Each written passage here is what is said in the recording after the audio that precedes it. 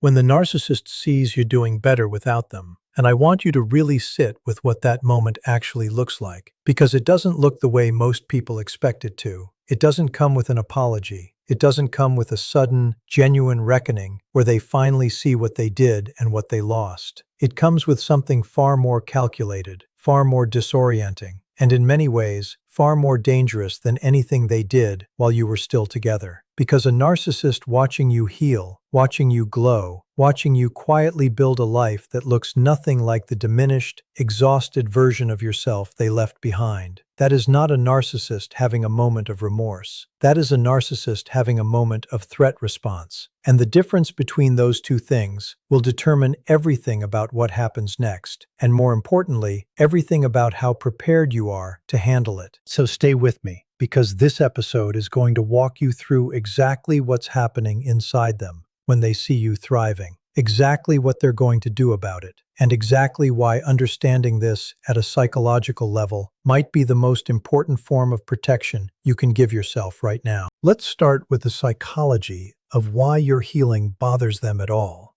because on the surface, it shouldn't make sense. The narcissist left, or pushed you out, or made the relationship so unbearable that leaving felt like the only option left. Either way, the ending was on their terms, or felt like it was, or was rewritten in their mind until it was. So why, logically, would your happiness after their exit be something they can't tolerate? The answer lives in something called narcissistic supply, and once you understand it, everything about their behavior before, during, and after the relationship starts making a different kind of sense. Narcissistic supply is essentially the fuel a narcissist runs on: attention, admiration, emotional reactions, the confirmation that they matter, that they have impact, that other people are affected by their presence or their absence. It doesn't particularly matter to them whether that supply is positive or negative. Adoration works, but so does devastation. A person crying over them, unable to function, publicly struggling in the aftermath of their departure. That is supply. It is proof of impact. It is the narcissist looking at the wreckage of your emotional state and reading it as evidence of their own significance. Your pain, as cruel as this is to understand, was never just collateral damage to them. On some level, it was confirmation. So when that confirmation stops, when instead of seeing you fall apart, they start seeing you stand up, when the social media posts shift from absence to presence, when the mutual friends start reporting back that you seem different, lighter, more yourself than you've been in years, what the narcissist experiences is not happiness for you. It is not even indifference. What they experience is a specific, destabilizing kind of threat that strikes directly at the most fragile part of their psychological architecture. The part that absolutely requires, evidence that they are the most important variable in any equation they've ever been part of. Your thriving without them doesn't just suggest they weren't necessary. It suggests they were the problem. And a narcissist cannot metabolize that conclusion. It does not fit inside the self-narrative they have spent their entire life constructing and defending. So instead of metabolizing it, they do what narcissists always do when reality presents them with something that contradicts their self-image. They move to neutralize it. Quickly, strategically, and with a precision that will genuinely catch you off guard if you're not watching for it. The first move is almost always re-entry. And this is the part I need you to hear clearly, because the timing of it is not an accident, and it is not a coincidence. The narcissist does not come back when you're at your lowest. They come back when you're at your highest, or close to it, because your lowest was never a threat to them. Your lowest was supply. It's your highest that requires intervention. So the re-entry comes exactly when you've started sleeping properly again, when you've started laughing without it feeling like a betrayal of your own grief, when you've started making plans that don't involve them, building things that don't include them, becoming someone who is visibly, undeniably doing better without them in the picture. That is when the text arrives. That is when the mutual friend suddenly mentions they've been asking about you. That is when they like something you posted after 6 months of silence, not because it was a particularly good post, but because you looked happy in it. And happiness in you is information that requires a response. The timing is so consistent across so many different narcissistic relationships that once you see it, you cannot unsee it. It is not romantic. It is regulatory. They are not coming back because they miss you.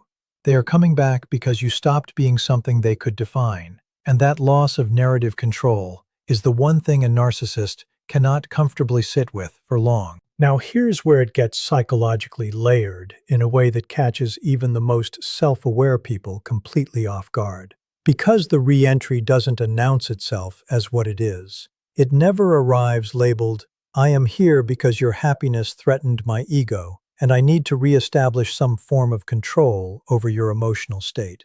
It arrives dressed in something that feels almost unbearably familiar, almost unbearably welcome, especially if you loved them deeply, and especially if part of you, even now, even after everything, still carries some version of the hope that they could be different. It arrives as the version of them you fell in love with, the attentive one, the charming one, the one who made you feel like the most interesting person in any room you shared.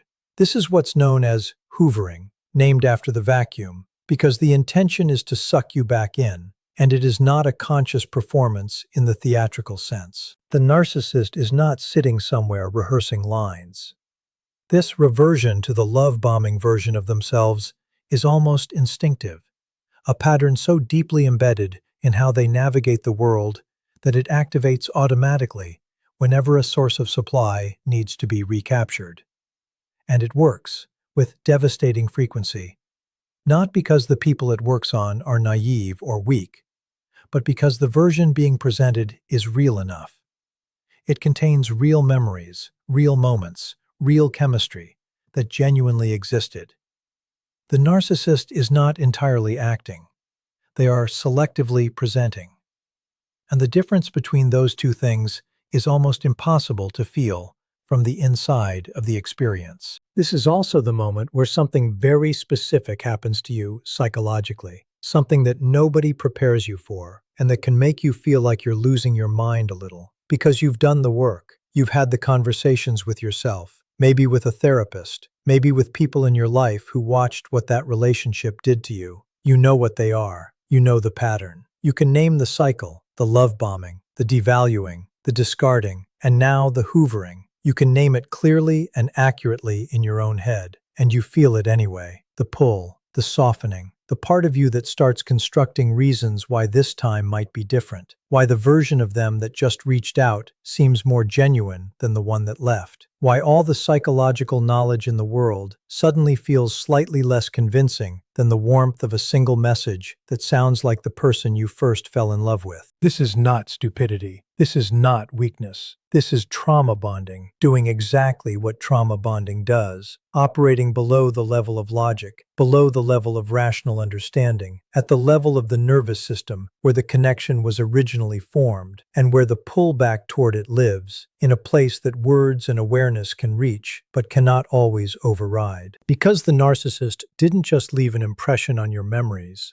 they left an impression on your nervous system. The unpredictability of the relationship, the cycling between warmth and withdrawal, between closeness and cruelty, between being chosen and being discarded, created a neurological pattern that psychologists compare to intermittent reinforcement, the same mechanism that makes gambling addictive. Your brain was trained to seek the reward in the cycle, to keep reaching for the warmth after the cold, to keep believing the good phase would last this time, to interpret the very pain of the relationship as evidence that something meaningful was happening. So when they reappear offering warmth, something in your brain lights up in a way that has nothing to do with whether this is wise, and everything to do with a pattern that was wired in before you had the information to resist it. Understanding that doesn't make the pull disappear, but it does do something important.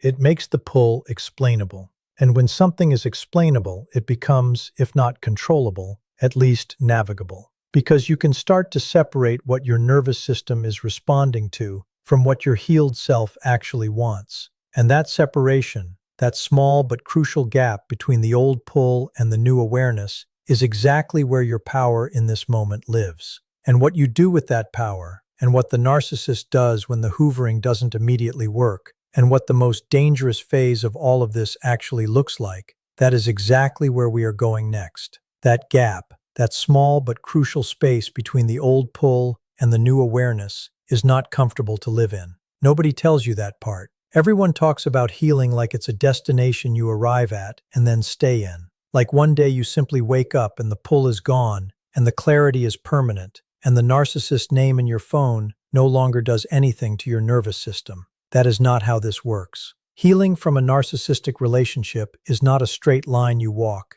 and then you're done. It's a practice you maintain, daily, sometimes hourly, in exactly the moments when it's hardest to maintain it. And the moment the narcissist reappears, smelling like everything you loved before everything went wrong, is the single hardest moment that practice will ever be asked to hold. Because now it's not theoretical. Now it's not a conversation with a therapist about patterns and cycles and self-worth.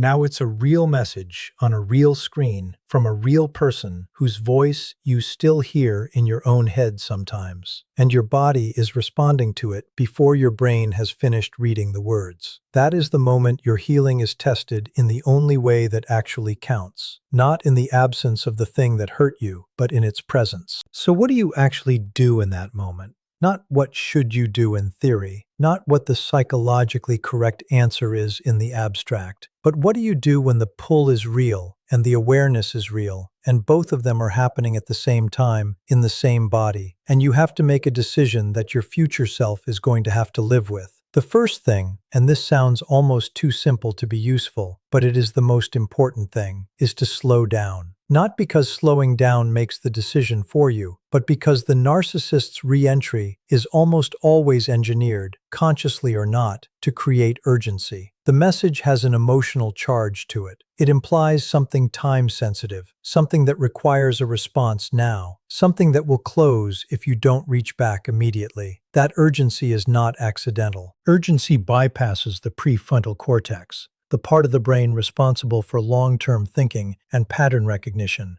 and activates the limbic system, the part responsible for emotional response and survival instinct. In simpler terms, urgency makes you react instead of respond. And a narcissist who has spent years learning exactly which emotional frequencies you're tuned to knows, even if not consciously, that urgency is the fastest way to get a reaction before your awareness catches up with your nervous system. So you slow down. You do not respond in the first hour. You do not respond in the first day if you can help it. You give your prefrontal cortex time to catch up with your limbic system, and then you make a decision from the part of you that can actually see the whole picture, not just the part that remembers how good the good was. Now let's talk about what happens when the hoovering doesn't work. Because this is the phase most people aren't warned about, and the one that genuinely catches people off guard, especially people who've done enough healing to hold the boundary the first time around.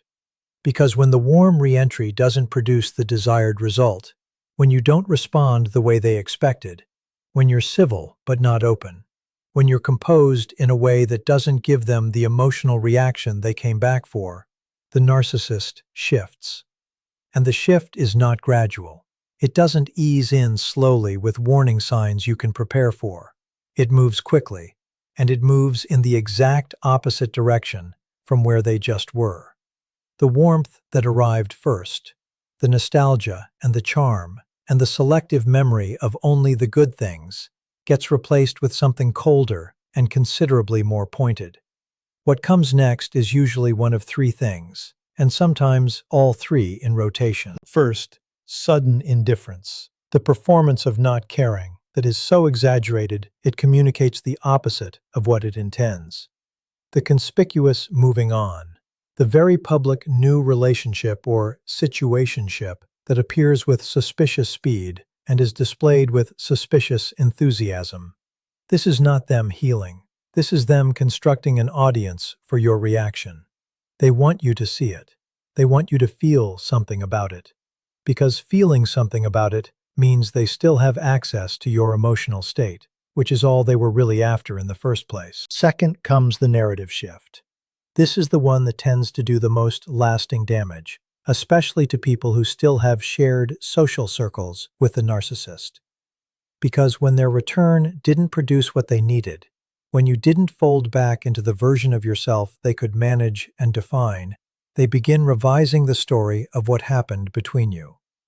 Suddenly, the version of events that circulates is one where they left for reasons that cast you in a difficult light, where your healing is reframed as coldness, where your boundaries are described as aggression, where the person who spent the relationship absorbing their behavior is somehow, in the retelling, the one who made things difficult.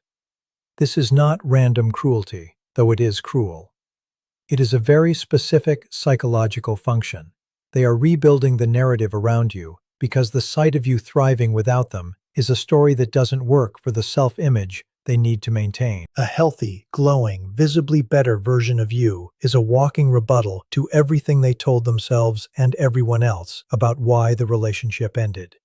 And a narcissist will not allow a rebuttal to stand unchallenged. So they challenge it the only way available to them, by trying to change what other people see when they look at you. Third, and often the most disorienting, is the intermittent reappearance. Not a full return, not a clear goodbye, but a pattern of occasional contact designed to keep you in a state of low-grade uncertainty. A message that seems almost accidental. A reaction to something you posted that could mean nothing, or could mean something, and is impossible to read clearly. A mention through a mutual friend that seems too deliberate to be casual. These small signals are not the narcissist being confused about what they want. They are the narcissist maintaining a thread of access to your emotional state without committing to anything that would require them to be accountable for the re-entry. It is, in every sense, having it both ways, the supply of your attention and the freedom of their distance. And the particular cruelty of it is that it is just ambiguous enough to keep the door open in your mind without ever walking through it themselves. Which means you're the one doing the emotional labor of the uncertainty, again, while they pay no cost for creating it, again. The pattern is identical to what happened inside the relationship. It has simply found a new form now that you're outside of it. So here's what all of this is actually telling you, underneath the tactics and the psychology and the specific mechanisms of how it plays out. The narcissist, seeing you doing better without them and responding the way we've described, is not evidence that you still matter to them in the way you wanted to matter. It is not love misfiring. It is not someone who hurt you finally waking up to what they lost. It is a system responding to a disruption. You were a source of something they needed, and you stopped being available, and the system is attempting to restore access. Understanding that fully, not just intellectually, but in the part of you that still sometimes wants a different explanation, is the thing that changes everything. Because once you see it as a system responding to disruption, rather than a person responding to loss, the pull starts to mean something different. It stops being evidence that the connection was real enough to keep reaching for, and starts being evidence that your healing has become visible enough to threaten something. And that, if you can get to the place where you feel it this way, is not a reason to go back. It is the most concrete, most validating proof available that going forward is working. Because here is the truth that this whole episode has been building toward. The narcissist seeing you doing better without them is not the danger. The danger is you seeing you doing better without them and not fully believing it yet. The danger is you standing in the most healed version of yourself you've inhabited in years, feeling the pull of something familiar, and talking yourself into thinking that familiar means safe. It doesn't. Familiar, when it comes to a narcissistic relationship, usually just means practiced. You practiced smallness. You practiced apologizing for things that were never your fault. You practiced making yourself easier to be around by making yourself less than what you actually were. And you got very good at all of it. And none of it was ever love. So when the familiar comes back, dressed as love, as nostalgia, as the person you first fell for before the pattern revealed itself. Your job is not to be cold, not to be angry, not to perform a healing you haven't fully arrived at yet. Your job is simply to remember what the quiet feels like now. The quiet of your own apartment, your own decisions, your own nervous system, no longer braced for the next shift in someone else's mood. Remember what that quiet actually cost you to earn, and then ask yourself honestly whether anything being offered is worth giving it back. Because you already know the answer. You've known it for a while now. You just needed someone to say it out loud clearly enough that the part of you still holding on could finally, fully let go.